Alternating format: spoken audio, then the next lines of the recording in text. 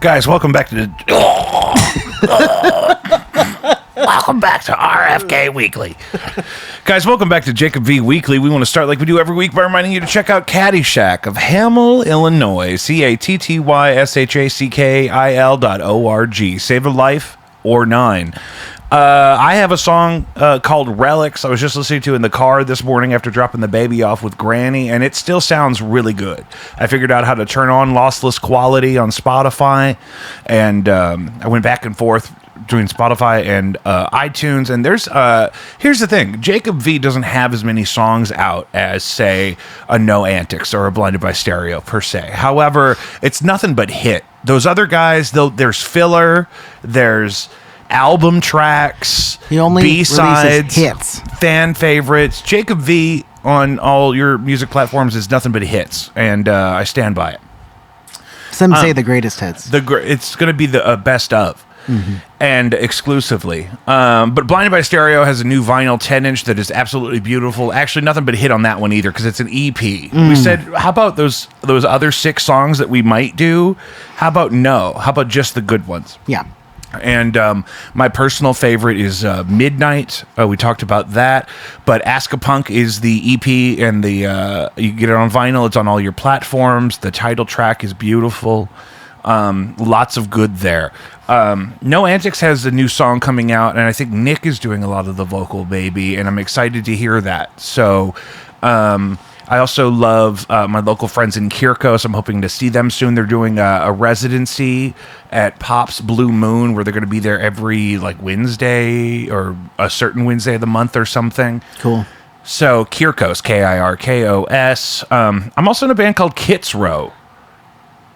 Otherwise known as Litz Row. Litz Row if you're typing while driving and smoking weed and eating a taco, and which is what happens. And and people wonder, why is there taco cheese all over your car? I have no idea. I don't know how that happened.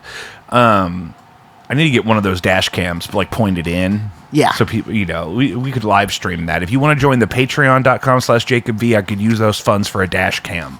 Patreon.com/JacobV.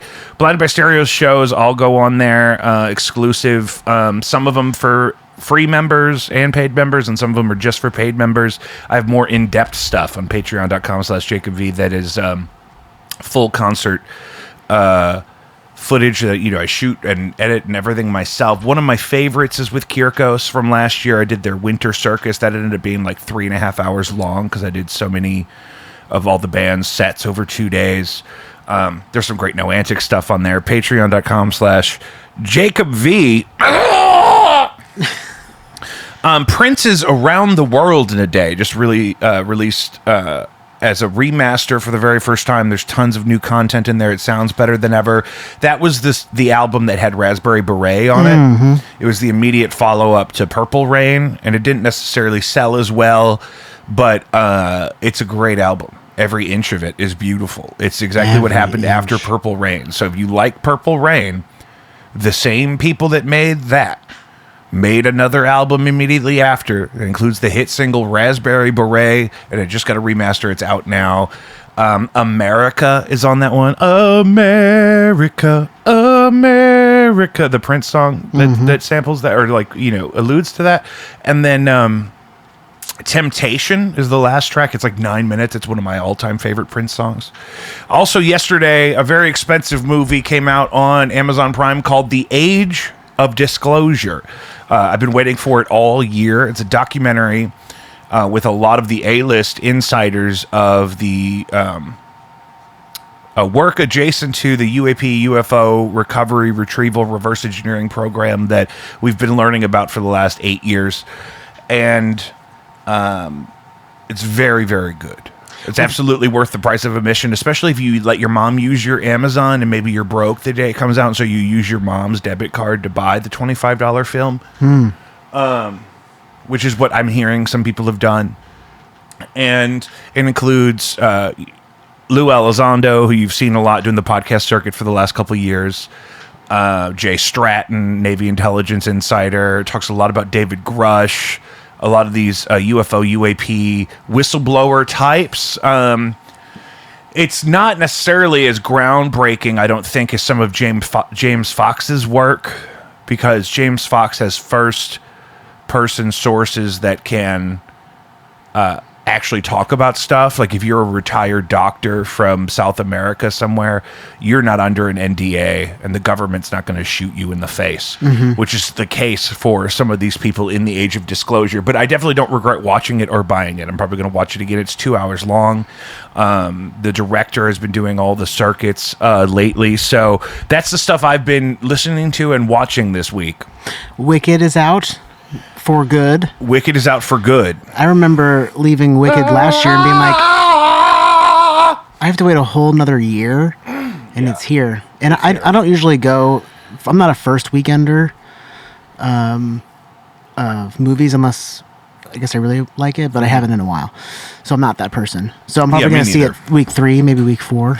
Yeah, since COVID, I really haven't rebuilt my relationship with movie theaters. I've been, but before COVID, when we could do the dine-in theater, we were doing a lot of that. Oh yeah, and so now I actually prefer something like The Age of Disclosure. You put it out, and if I want to see it immediately, I pay full price for it. That I don't mind, because it's still way cheaper than taking my wife to a movie. Yeah, especially dine-in. The two of us, my wife. So, yeah, Wicked. The play was new when we were in high school. It's 2005, 2000, maybe just 2000. It was it's hot early then. 2000s. The earliest Wicked content was 2005, and so it's at the time. I don't know that I loved it. I definitely liked some of the songs. I definitely liked the idea. I just didn't necessarily like some of the people I knew that liked it at the time. 2003. But now opened. it's been the right amount of time that it's exciting and tasteful enough. It's not doing to Wizard of Oz what Disney did to Star Wars, where it's oversaturated and unnecessary. Yeah. So it's a different lens. Yeah. So that's the feature film. Yes. It's just now out. No, it's the second half. It's part 2. Yeah, because the intermission is Defying Gravity. Typically, when you see it on Broadway, like in theaters. Yeah. And so the theatrical release was split. I didn't realize it was split into 2 parts. Yes, that was the gag. Is that like? But you didn't necessarily know that was going to happen when you saw the first one until you saw the end of it and realized, wait, they stopped halfway through. Yeah. You know what? I'm really. But that was my first time ever seeing Wicked in general. Oh, okay, good. Like, so you're not burnt out on it. You don't have all that. No, that stuff. I knew about it back, back in the day, but I've never seen it on Broadway or in theaters at the Fox or anything. So this is my first real watch of it. You know what I'm really, really excited about? What? Wuthering Heights. What? Wuthering? Wuthering Heights. Wuthering Heights. What's that one? So we haven't talked about this? I'm gonna look it up. See. Wuthering Heights was a book by Emily Bronte. She was the sister of a more famous author named something Bronte, and she wrote Wuthering Heights in secret.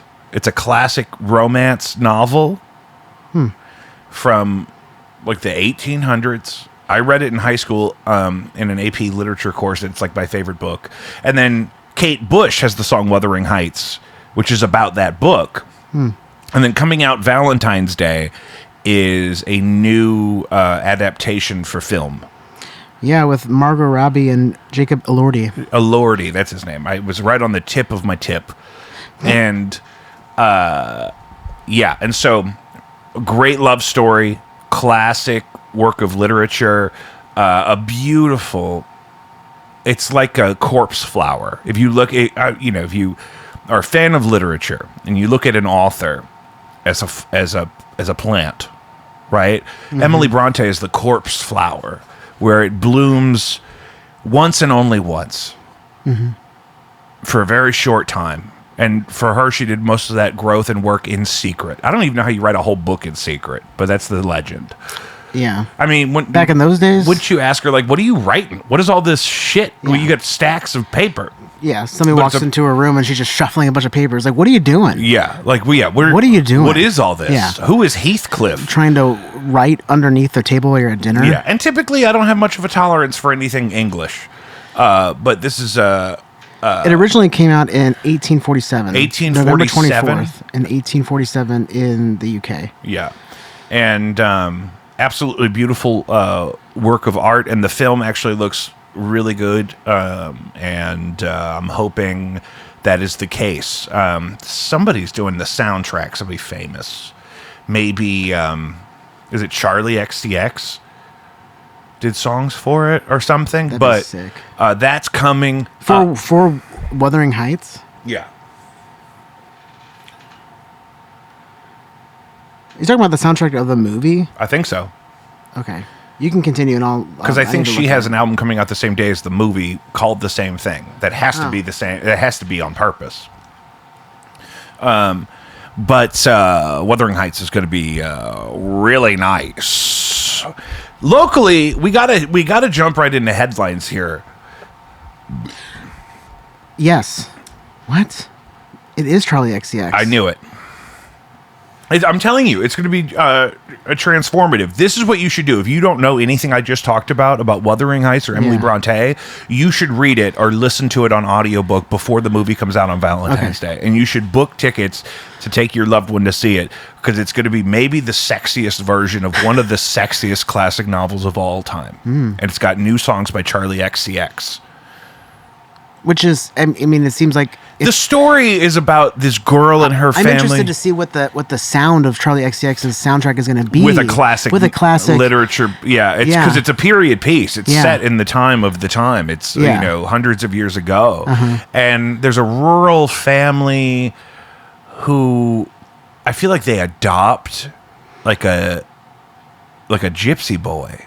Which I would never call him that, but I think that's the concept. That's what they would... They adopt a darker skinned boy, I think. And he grows up with them, and I think there's 2 properties in the story they go back and forth between, so it's like neighbors, right?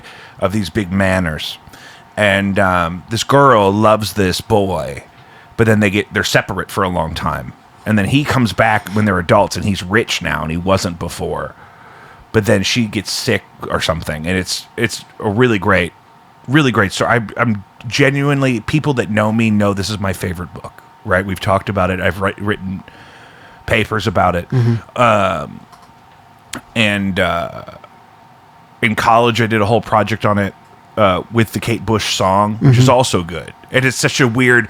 The Kate Bush song is really weird. It's in a weird time signature. It's moving keys all the time. And it was also like her first single, and she wrote it when she was a very young woman, Kate Bush did. And it's all about this book that Charlie XCX is doing the soundtrack for the film, I think. Yeah. So that's been confirmed. Yeah, it's been confirmed. Locally, the sheriff of St. Louis City has been having a really rough time ever since he got elected. Been accused of not doing his job, misappropriating funds, and he is on trial to be removed from office, which is necessary because he's an elected official technically, but it just keeps getting weirder and weirder. One of the things that he was accused of creating a problem with is the sheriff's office role of transporting prisoners from holding to court for court dates. Well, it turns out his trial was delayed because he failed to appear in court on his first court date, though he was in custody. What? So the St. Louis City Sheriff is in custody for all sorts of things. And one of the things that people are saying made him not a good sheriff was his inability to get inmates to show up for court dates on time. And then while he's in custody pending trial for that whole thing, his trial is delayed because he missed his court date, even though he was himself in custody. In custody. Apparently he's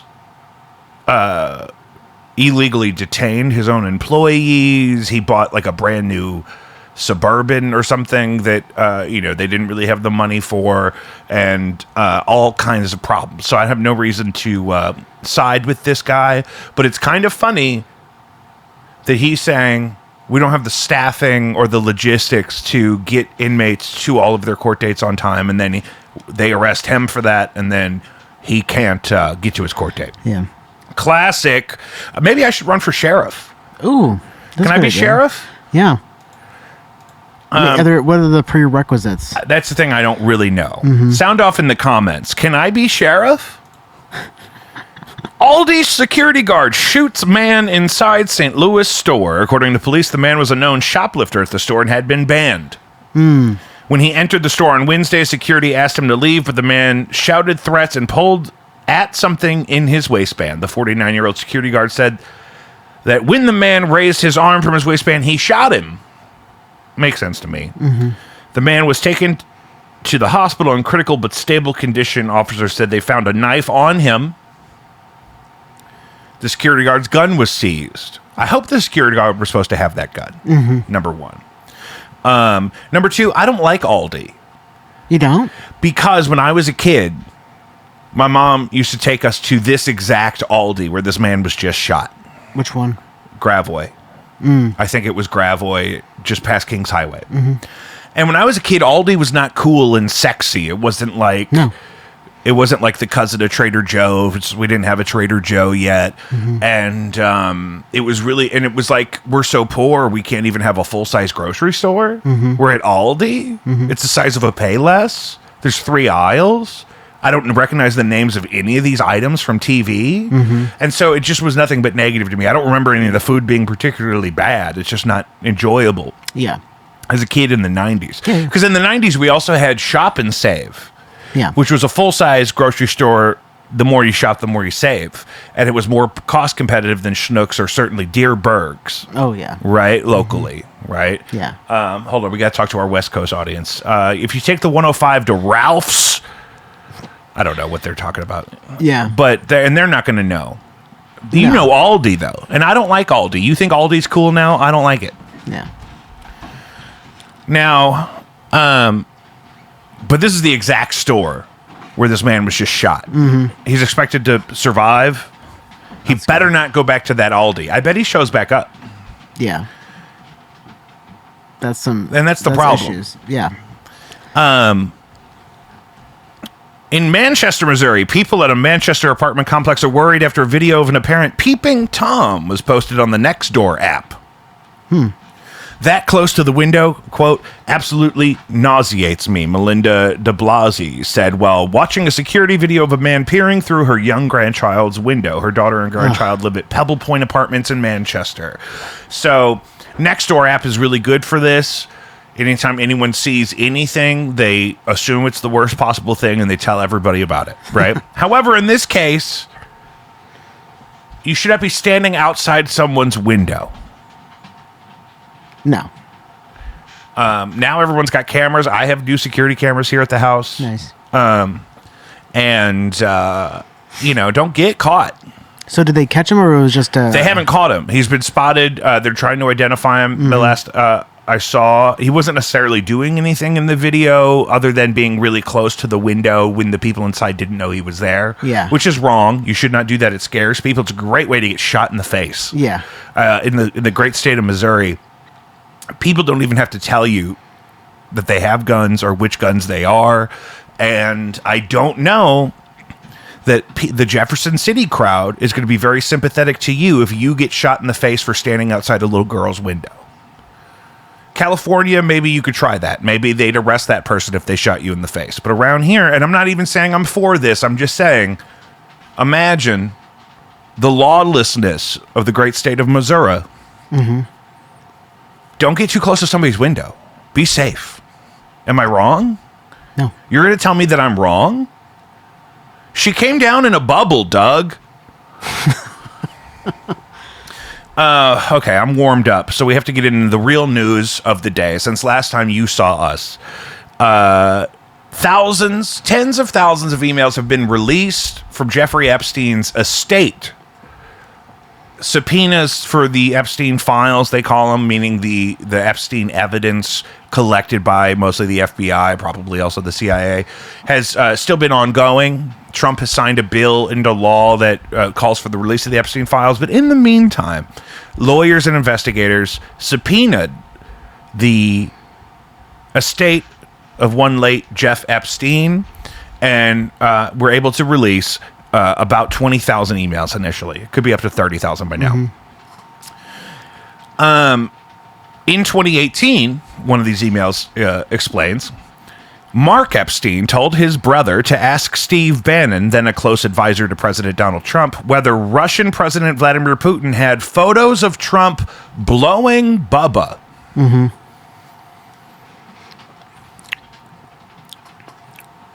The only thing I responded to, because people got crazy with the Bubba reference to try to pin it on Clinton, so I made the public statement that it was not any reference to Bill Clinton. I like Bill Clinton, he continued. I was sorry for him that he had to go through that, but the email had nothing to do with Clinton. That's my last word on that email. That's Mark Epstein responding. But in between the time that email came out and when Mark Epstein told Cuomo that on News Nation, we got a lovely weekend of content of people imagining the circumstances of Donald Trump fellatiating one William Clinton. Clinton was not his original last name. Oh, really? Yeah, he had a brother, or like a half brother, or like a step brother or something, and he changed his name to Clinton, which was his brother's actual last name, so that they'd be brothers. His name was something more presidential, like Jefferson or Franklin or something. Oh, interesting. Here's one of the takes I saw. Bill Clinton is a smooth dude. He's never spent a day in custody since leaving office. He's a saxophone player, of course. He's a saxophone player. He wears a size 14 shoe. Smooth guy. Spends $100 on his hair. I mean, smooth guy.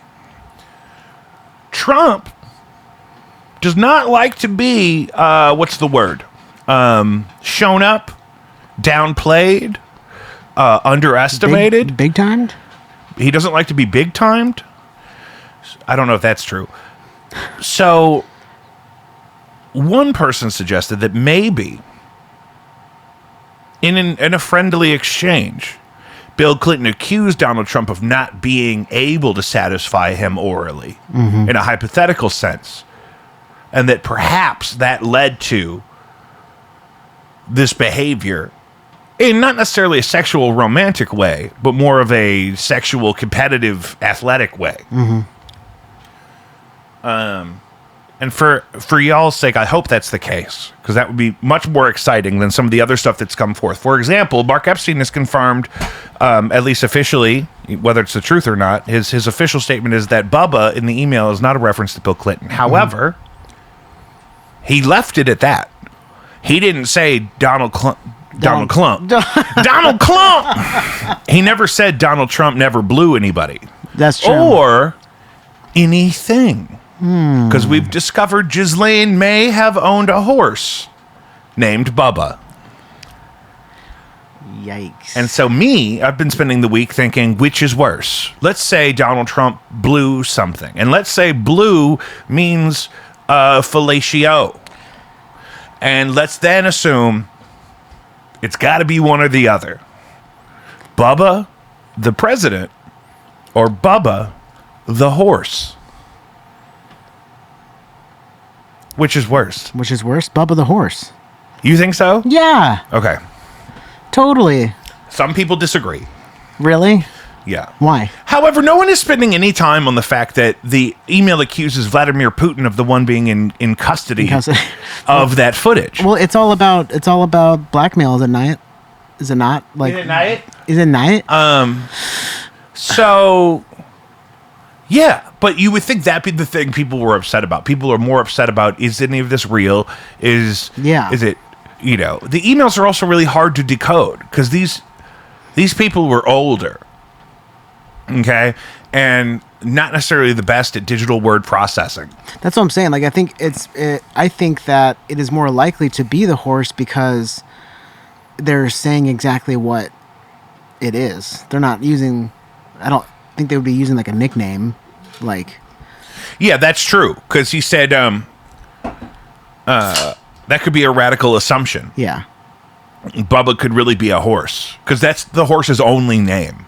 Whereas William Clinton, Bill Clinton... Did people call him Bubba, or were we just assuming... No, people have referred to him as Bubba. That is an affectionate nickname. But I don't know that we have other evidence of Mark and Jeff calling him Bubba. Yeah. These are... like, did he sign his name on the plane as Bubba? I don't even think so. Yeah. And people can't get past the implication that Trump fellatiated Bill Clinton to the point where they're not even worried about, wait, why does Vladimir Putin have that? You know what I mean? And Steve Bannon is messy. Sloppy Steve, Trump called him. I know that it kind of rustled up some MAGA people. Well, and this is the thing. My notes here indicate these updates as I've been getting them related to the story. It's splintered the MAGA movement. It's definitely splintered right now. We're going to get some more on that in just a minute. Mark Epstein, Jeffrey definitely had dirt on Trump, end quote. So Mark is saying, yeah, Jeff definitely had dirt on Trump, whether that's conversational, I saw him do this, I know he's done this, or actual hard blackmail evidence, right? Yeah. My first reaction also, rich people are gross. The more we learn about this stuff, these people are godless animals. And the more powerful you get, I guess, the more you think you are a god of some kind. And so the decadence and the reckless, inappropriate, unnecessary behavior, so much of this sexual behavior they talk about in these stories about this issue, it's become its own issue, really. It's not even just one story. Is just like decadent depravity, just kind of for the sake thereof. In this time, the House almost entirely unanimously passed a Epstein Files release bill that then immediately traveled through the Senate and was signed by Donald Trump this week. The night before the House vote, he said, go ahead and release the Epstein files. He did a giant, what they're referring to as a reversal in the media, but in the White House, they're saying, this is not a reversal. We want justice. I feel like I'm being gaslit a little bit there.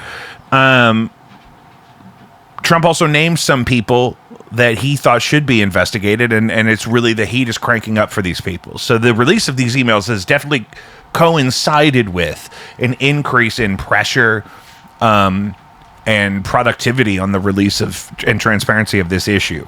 Larry Summers, who was the Treasury Secretary under Bill Clinton, said Monday that he'll be stepping back from public commitments following recent publication of his correspondence with convicted sex offender Jeffrey Epstein. Larry Summers was a professor at Harvard, maybe the president even, and is taking a big step back because it's been revealed that at the very least, he was communicating via email with Jeffrey Epstein very affectionately and frequently, even after Epstein's final arrest. Or maybe not final arrest, but it was known Jeffrey Epstein was a convicted predator, right, is the word I'll use. And Larry Summers kept emailing him like they were best friends, in a way that also insinuates that they were previously friends for a lot longer than just we have evidence of.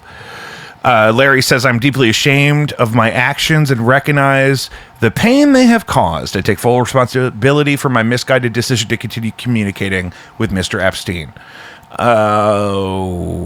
Also, then the top Democrat on the Senate Finance Committee issued a report on Thursday calling for an investigation into whether J.P. Morgan Chase deliberately underreported more than $1 billion in suspicious transactions by Jeffrey Epstein, the disgraced financier and convicted sex offender.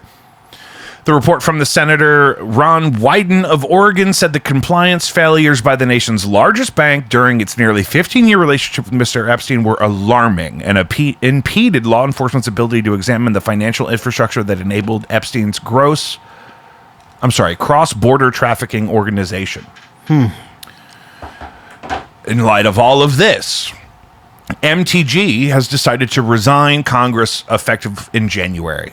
She's not going to stay her full term in Congress because she's really? I had a huge. This just came out last night. I was at dinner, and this is breaking news. I'm just hearing this now. Okay, let's go over to our correspondent. Yeah.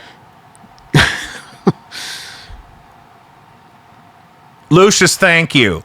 Marjorie Taylor Greene is resigning Congress effective in January. She released a large digital video statement explaining her frustration with the shutdown that lasted 8 weeks of the government, the constant back and forth and stonewalling of the DOJ and the FBI and the White House on this issue of Epstein, and I'm sure she's making way to run for higher office is actually what's happening. Oh, really? Because you can't run while you're still in office? Well, or she just may not want to, right? And I'm sure she doesn't want to be around all these people anymore. It's because it's been such a nightmare. Yeah. So, in the course of a week since you last saw us, 20,000 new emails. All of a sudden, we get an Epstein Files release bill. The government shutdown ends. The Senate passes the bill immediately. Trump even signed it. So, I don't know. Yeah. We know the FBI has been working since September with thousands of employees working on redacting files to make them fit for release. Some of that is absolutely necessary, I'm sure. A lot of that, I'm sure, is to protect people that still have influence therein. Also, Trump met with Zoran Mamdani yesterday in the White House and seemed to really like him afterwards. Yeah. So it's possible that it kind of reminded me of the time Joe Biden held up the Trump 24 t-shirt. Somebody handed Joe Biden a Trump 2024 t-shirt.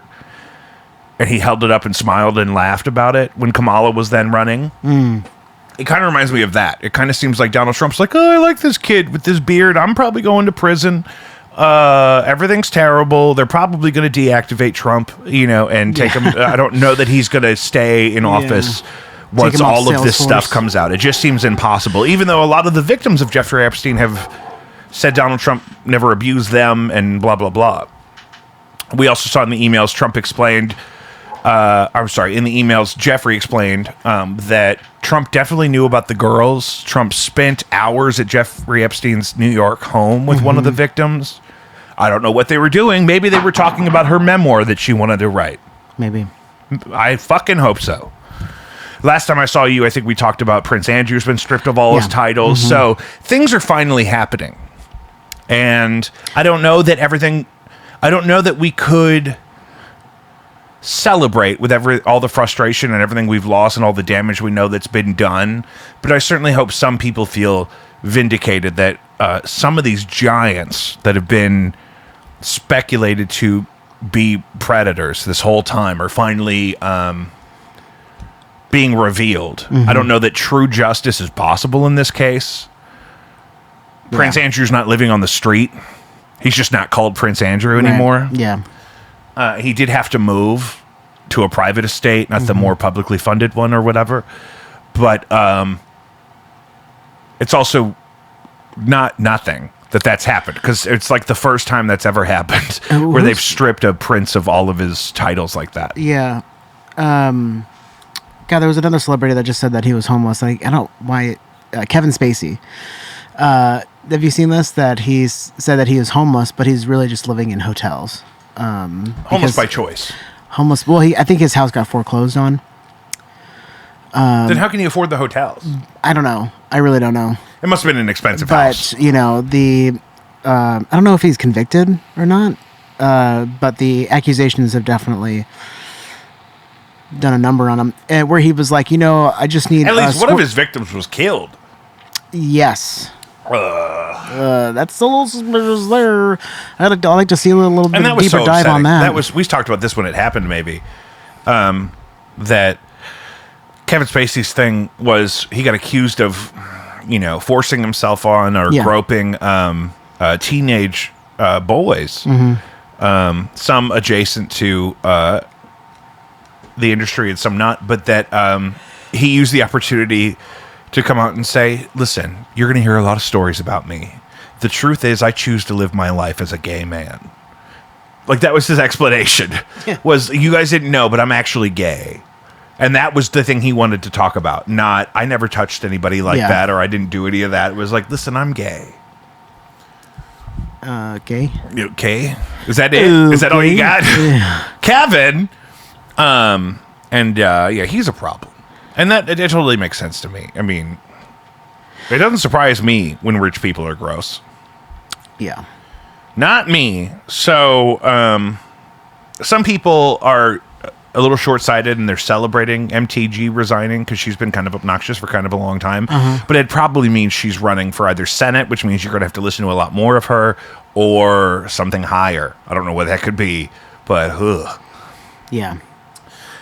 In related news, genetic research has revealed that perhaps I almost said Marjorie Taylor Greene. Perhaps Jeffrey Epstein suffered from a similar condition to something we've learned about one Adolf Hitler.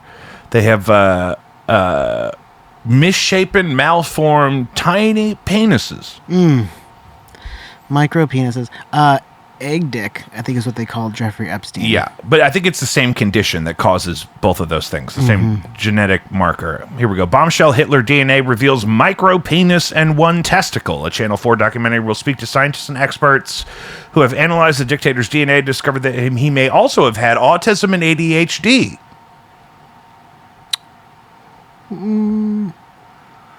Yeah, and you talking about Hitler?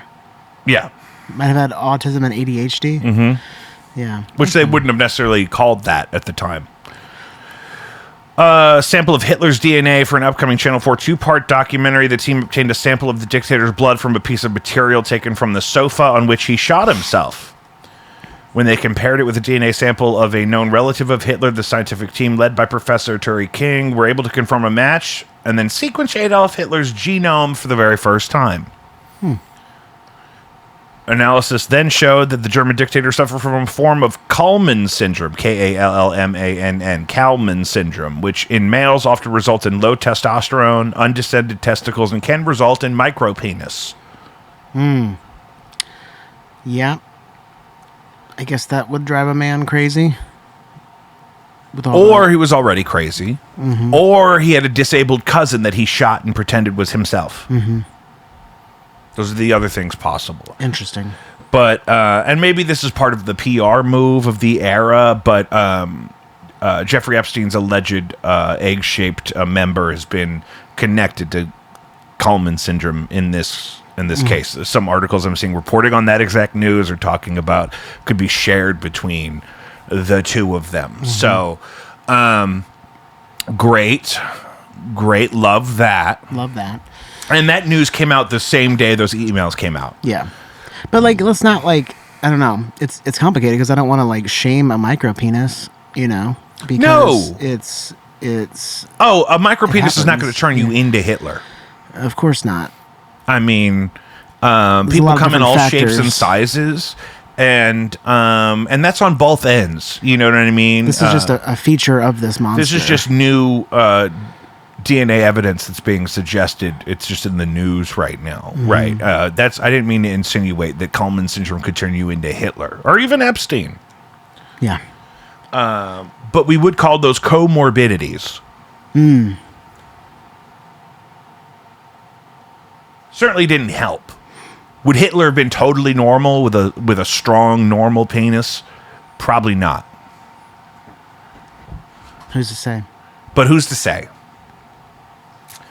Federal court blocks Texas Republican-friendly congressional map. There's been a war of gerrymandering happening in states that kind of have the authority to do that, right? So Texas decided they were going to gerrymander again, which is the act of redrawing district lines for voting, and in an attempt to solidify Republican leads in the state of Texas. California has then responded by doing the same thing on the other end of the aisle, redistricting in a way that favors Democrats and probably even progressives in that case.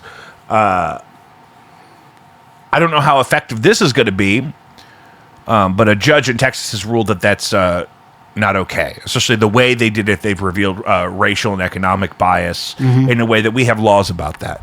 You can't just do that. Yeah.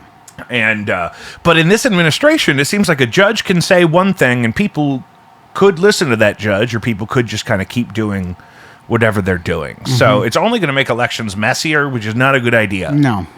Because there are at least a small number of people wearing Trump 2028 shit unironically. So messing with the validity of an election process, even in an individual state, is probably not a good idea. Because I think the point of the movie Civil War was to tell us to try to avoid one. Right? Did you see that one? Right. Yeah. So the guy, he's not actually a soldier, I guess, but the redheaded guy with the gun that asks the people what kind of Americans they are. Have you, I'm not. that's the same actor that played the guy that donated his heart to Dick Cheney after getting hit by a bus. It's funny how that works. That is funny how that works. But I think the point of that film was, hey, don't do a civil war. It's not a good idea. Also interesting enough, though, in the movie Civil War, I believe California and Texas joined together. Interesting. Which is interesting, but also maybe two of the only states that could do that, considering their size and whatnot.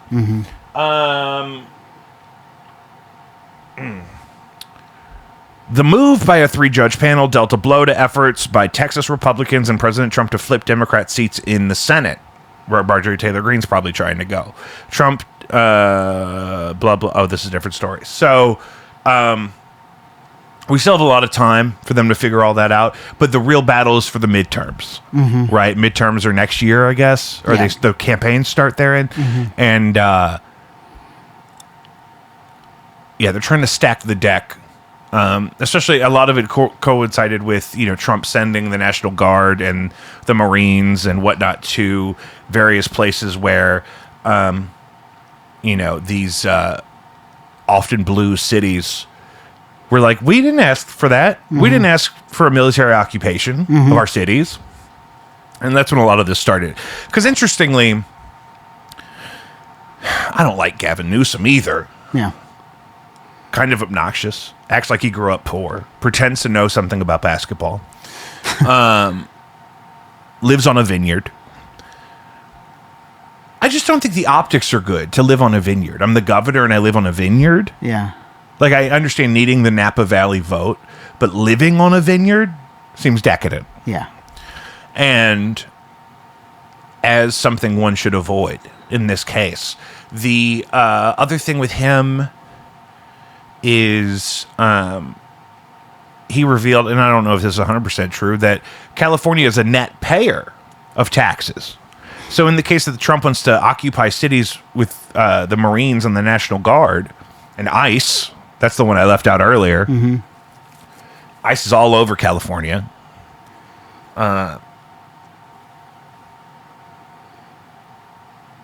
Gavin Newsom's thing was, well, if this is going to be the problem, we could just keep our $80 billion that we send the federal government every year and spend it in California, right? I think it's $80 billion. Yeah.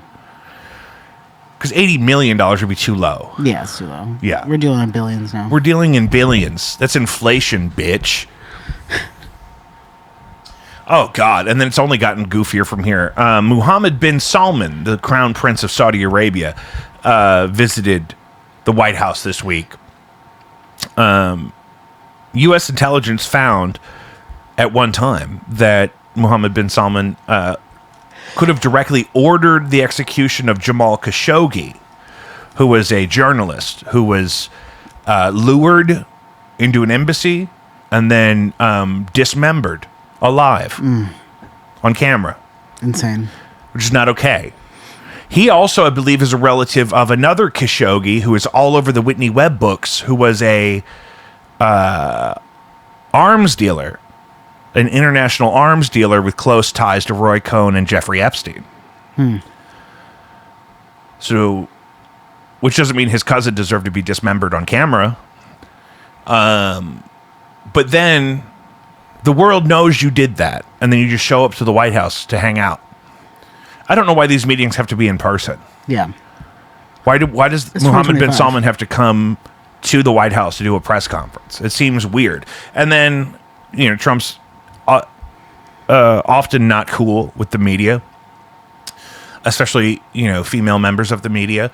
But it was a lady who asked Mohammed bin Salman, it was actually really ballsy of her, I would never have the balls, to ask about basically like, what do you have to say to people that are critical of, the accusations that you captured and executed a journalist for being a journalist? You know what I mean? It wasn't like the journalist was a criminal. Right. And Trump got in her face, was all mad about that. And then later he called another woman a piggy on a plane. He said, "Quiet piggy." And trivia this week, I've had multiple teams named Quiet Piggy. Oh, my God. But they pivoted.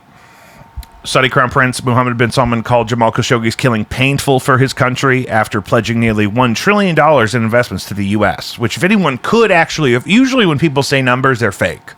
But if I believe anyone could just drop off $1 trillion in cash, it would be the Saudi royal family. I think that reporter even asked him about 9/11 because of Saudi Arabia's alleged aiding and abetting of the would-be hijackers. So it's a mess. It's hard to even know how much of any of this to talk about because by the time this comes out, there's going to be more developments. And by the time we sit down again, all this stuff could be totally different. Who even knows? I mean, at the rate we're moving since the Epstein emails dropped a couple weeks ago, who even knows who's going to be in office next week? Right. You know what I mean? It's moving that quickly for the first time ever. The Age of Disclosure film also is sort of, I think, an accelerant. People have been holding their breath for a long time to see how much was going to be in there. But it really seems like it's going to be a starting point for this next wave of the disclosure movement, which began in 2017 with David Grush testifying before Congress, which is the first time anyone really seriously had a conversation about this topic that way. Other countries, I learned in the film, don't have this stigma. For example, the Navy was noticing that they were reporting UFO and UAP sightings, and we moved to UAP because a lot of the Navy reports indicate these things can come from space to air to water with really not losing any speed or making much noise. The film gets into how that might be possible. But also, the Navy has noticed that they have collected reports of this phenomenon in spaces they share with the United States Air Force, but the United States Air Force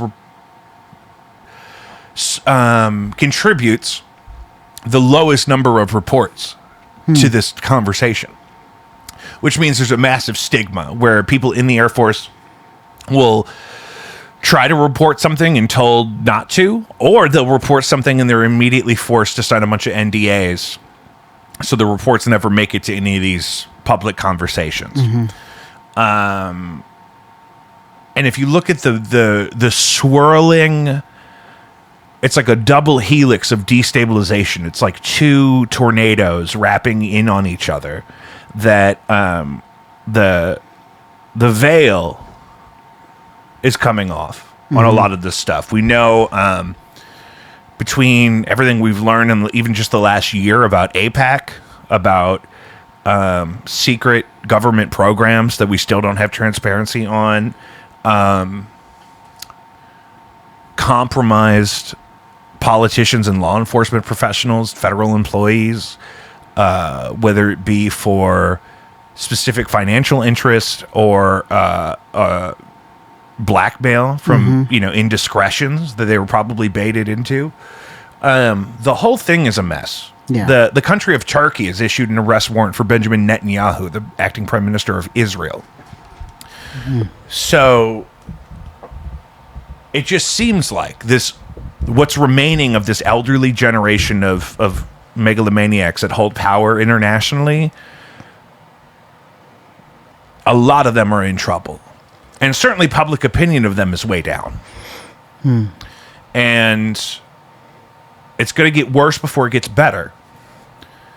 But it is going to get something. You know what I'm saying? Yeah. You smell me, bruh? I smell you. I guess I'm glad I abandoned all that recreational boating I wanted to do in the Caribbean.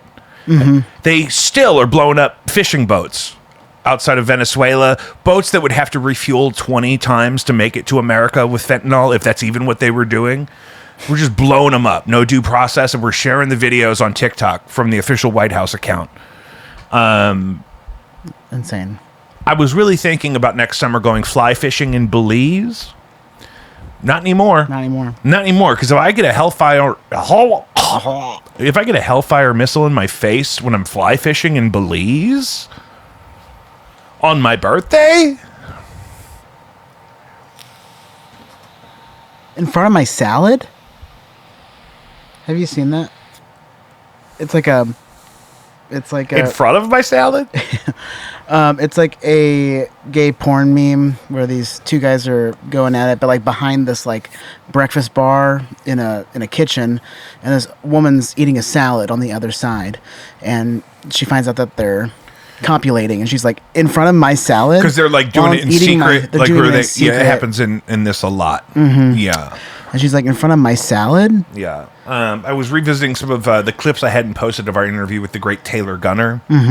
And some of those clips I can't post just because of the nature of some of the stuff we were talking about. Yep. Some of them I just didn't post yet. And revisiting, there's like short form vertical content of pornography now. I think on the hub they call it shorties. And It's all cum shots. no, I'm just kidding. but It's just like yeah, but that's what it seems like. If it was Vine, that's exactly what it would be. What would you call it if it was 7? If each video could only be 7 seconds, it was 7 all dirty. seconds, yeah. Instead of Vine, it would be slime. No, that's not good. cum time. Come. It would be, It's 2 words. Cummy. The Shooters. Yeah. Shooters is good. Don't take that idea. We're bringing Vine back. It's all. What now? Shooters. No, we're going to call it that. Oh. Because the videos are all. That's all 7 minutes. Sorry. 7 seconds. 7 minutes? That's No. longer than most of the full length shit I watch. What are you talking? 7 minutes? 7 seconds. What am I going to do for 6 minutes? Yeah. You know what I'm saying? Who's with me? Who's with me, folks? In other news, a judge has ruled that Facebook does not have a monopoly on social media, which means it's going to get worse before it gets better. Facebook is already such a problem. There's all these pages that you have to see now, even if you don't follow them, because they think you want to follow them. And then they'll be full of AI posts, which is like, who's better, the white stripes or the black keys? But the picture for the black keys isn't even a guy from the Black Keys. I saw that today. It was Jesse from hold on. It said, who's better, Jack White or Dan Auerbach? But the picture of Dan Auerbach was Jesse from Eagles of Death Metal. I'm like, I know for a fact that's not Dan Auerbach. Yeah. I've seen both of those dudes up close. And it's just constant now. Since I posted those clips about the White Stripes going into the Rock and Roll Hall of Fame, I've been getting tons of just like, you might like this page called like Guitar Boopers. Yeah. And it's like, just here's a picture of one guy, here's a picture of another guy. Just choose which like react you like to vote for one. Yeah. Right? Which is a known format. But these are all AI generated posts. The pages themselves may be AI generated. Yeah. So Facebook is the first place we're going to abandon to let the robots sell advertising minutes to themselves. Yeah. And then because Facebook doesn't have an official monopoly in the eyes of the federal government, they're going to go ahead and grow that monopoly while they can until a different administration or a different court challenges them on it, which means more of that is going to happen. It's going to be even less boomer pet obituaries and more AI slop bot farm content, which I also think could also totally happen like in the music industry. Rick Beato, or Beato, I don't know how to say his name, famous producer, guitarist, has a YouTube channel that's really successful. He's always having problems, though, because he wants to talk about music, and he gets flagged all the time for stuff that should be fair use, but with the frequency at which he's talking about A-list content, I can see how the algorithms that do, like, UMG and whatnot, would still flag that stuff. But he was talking about, is a headline going around that there's a #1 country song that's made by AI. However, #1 is misleading because #1 where is the question. And the only place this song is #1 is on the digital sales chart, which means people that actually pay for just the song on iTunes, or I think you could still do that on Amazon, right? Yeah. Which is a tiny number of people. To be #1, Rick Beato explains, on the digital sales chart, like this AI country song is, you only have to sell like 5,000 copies of the song. Yeah. Because that's how few people pay for individual songs on the internet right now that we're in the streaming age. So here's really what happened. Maybe this is the thing, maybe there's a real person involved. I'm arguing there does not have to be. But one person used AI to make a country song and then published it, distributed it via like DistroKid, like we do. Yeah. Or whatever. TuneCore, maybe, if they're stupid. And then you just need $5,000 to hit the top of the the digital sales chart. To be number one on the digital sales chart, you only need to sell between 3,500 and 5,500 copies. So you could do that also with AI or like Pakistani bot farms where they have hundreds of accounts, because maybe that would be the challenge. You're thinking, well, you can't just buy it 5,000 times. Yeah. As one person, you would need 5,000 accounts. But we know how easy that is, because in the great podcast wars of the last couple of years, it's all these millionaires figuring out, oh, we could pay people in Bangladesh to click on all of our stuff all day. So we win things, right? Yeah. Exact same thing's happening with this AI country song. But it's not even charting on like Billboard, right? Which is an eclectic, like the Hot 100, for example, is usually the one you're thinking of, right? If you're truly a number one, you're number one on probably the Billboard Hot 100. That's the one people really care about. It's like the top of the top. Yeah. So you're not even breaking into that market. You're spending $5,000 and probably 5 days clicking resubmit on Suno or whatever it's called to make the AI song. And you got to do all that front loading. That's why we don't bot farm on purpose, at least for this show, is because I have to like send somebody money and then I have to make sure they're doing it, and I have to like help out or tell them what I want. And the issue Rick Beto has is also then that article could have been written by AI. Yeah. Calling that song number one, right? It probably was. And then distributed by all these AI bot farm Facebook pages and whatnot. Yeah. So it's a microcosm of what could happen to not just the music industry, but all of the internet, where a robot can decide, okay, my goal is to elicit follows and engagement. Let me make a song. Let me publish the song. Let me buy enough of that song that people think real people are buying the song. And then let me write an article about how my song is number one, even though I know it's not actually, right? Yeah. However, right now they're suggesting that maybe the song was initiated by one person. Yeah. I would not be surprised at all if Rick came out tomorrow on YouTube and said, we have discovered that the phenomenon of the AI country song hitting number one on the chart and everything that happened afterwards originated with a bot. So what I'm saying is, book a show at the Heavy Anchor and tune your guitar and do it yourself and drink a beer and, maybe kiss somebody on the face and then take an Uber home. I am going to lead with that. Take an Uber home. Because I want you to get drunk enough to enjoy that experience, but I don't want you to be unsafe. Can I get an amen? Amen. How are we on time? 58:47. God damn it, I'm good. I mean, is this airtight or what? Airtight. Airtight. Bluewood, where I host trivia every week, at least once, has a new chili they've been having on special. And so I had big cauldrons of chili 2 days in a row this week. So I'm not airtight physically. Yeah. Physically, there's a lot of air getting out. Good. But I was more so referring to the show. Yeah. And how the your show is going. operations are airtight. And I was working on these notes really hard all week to make sure we covered all of this stuff. Yeah. And you got to stay tuned, because we got to know what's coming next and how we're gonna protect ourselves. And I'm just checking on some of these headlines in a more contemporary way to make sure we're not leaving anything out. Here's your homework. You're gonna go listen to Relics by Jacob V. You're gonna watch the video. You're going to go listen to the new remaster of Around the World in a Day by Prince and the Revolution. You should try to use your mom's debit card to buy The Age of Disclosure if you're interested in that topic at all on Amazon.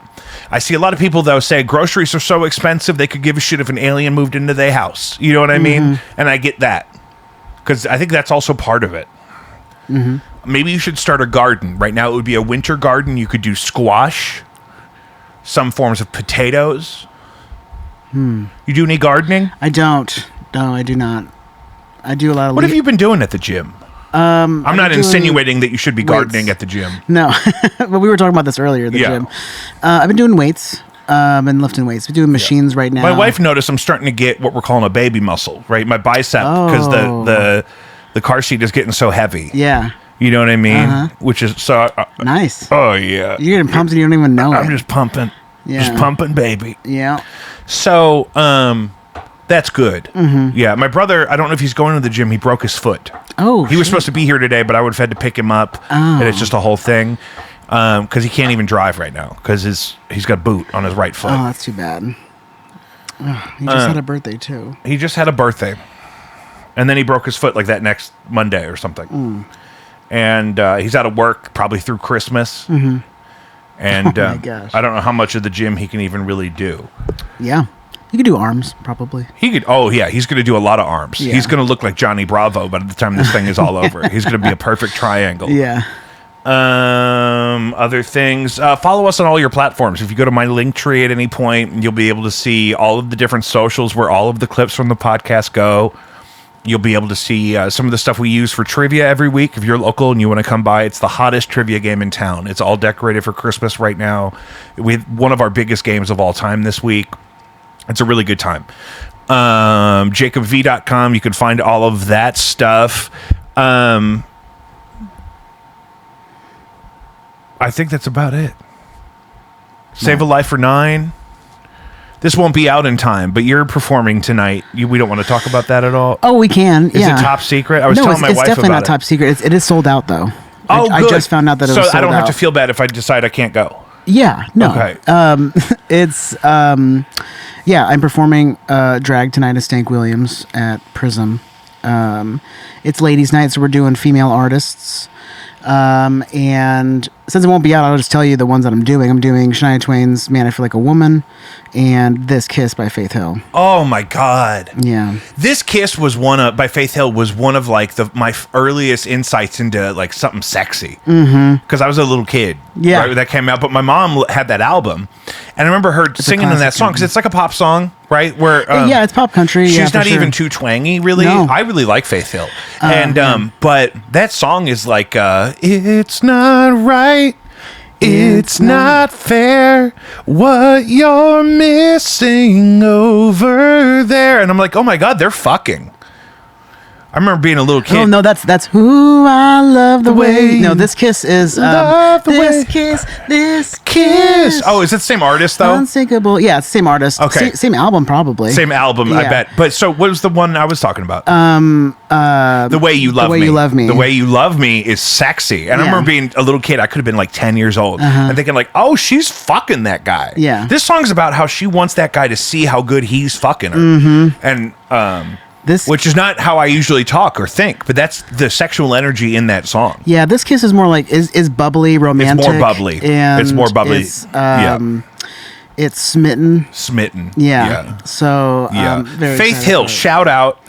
Shout out to Faith and I Hill. love Shania Twain. And you know, Shania Shania Twain. Twain, that song was produced by her ex-husband, Mutt Lange, Yes. who did Def Leppard and AC/DC's Back in Black. A very well-known, He did You and I by Lady Gaga. Did he really? Yes. That makes sense. Yeah.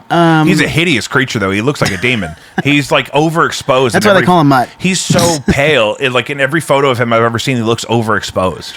You know, I think we have had a conversation about We this. 'Cause talked I remember about this. like looking it up. Yeah, because we did a segment on Mutt Lange. Shania Twain, it's so hard because I realized he had done all this different stuff. Yeah, it's so hard to pick a Shania Twain song. I had to go with the OG.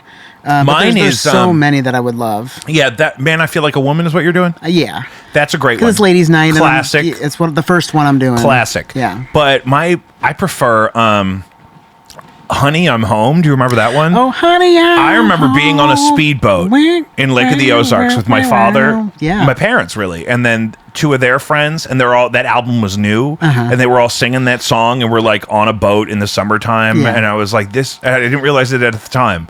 That was probably peak society. Yeah. Yeah, I prefer. I like. Think about where you were that summer that Shania Twain album came out, and tell me if your life has gotten better or worse. You know what? Not you specifically. I trust you. Yeah. Well, yeah, my Shania, if I would have picked a different one, it would have been Whose Bed Have Your Boots Been Under? Whose bed have your boots been under? Or That Doesn't impress me much. That don't impress me much. Yeah. Oh, yeah. Yeah. So you're Brad Pitt. I don't imprison me. And the outfit, that was the most iconic outfit. She's wearing that that leopard trench. Yeah. With the I think it's a full catsuit with a trench with a leopard trench coat. And maybe a tail even. Did it have a tail on it? No. Or she had a bag. She had a bag. Matching bag. I think it was like a cape. I don't think it was, or was it a coat? I don't know. Sound off in the comments. Was it a cape or was it a trench? We love you. We'll see you next week. Bye.